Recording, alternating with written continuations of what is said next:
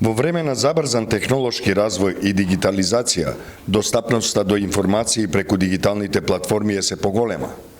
Традиционалните медиуми го губат своето влијание, а дигиталните платформи, блоговите и социјалните медиуми стануваат главниот извор на информирање. Ваквата експанзија, покрај бројните придобивки, со себе го носи предизвикот на брзо ширење на дезинформации. Наместо за ширење на брза, навремена и точна информација, дигиталните платформи многу често се злоупотребуваат за пласирање на дезинформации, за остварување на влијание и насочување на јавното мислење во функција на одредени агенди. Ова станува закана по националната безбедност, поради потенцијалот за поткопување на демократските процеси.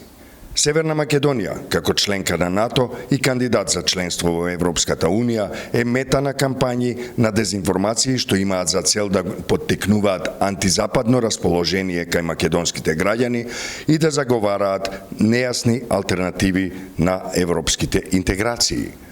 Поради нивниот потенцијал да ги поткопуваат нашите стратешки определби, дезинформациите можат да придонесат и за дестабилизирање на самата држава.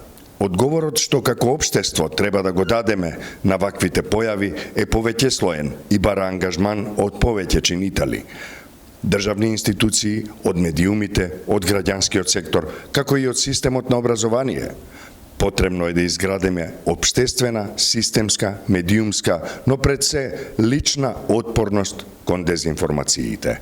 Како председател, давам поддршка на секоја иницијатива што е во функција на воведување добри практики со цел намалување на ширењето на дезинформациите, а унапредување и развој на демократијата.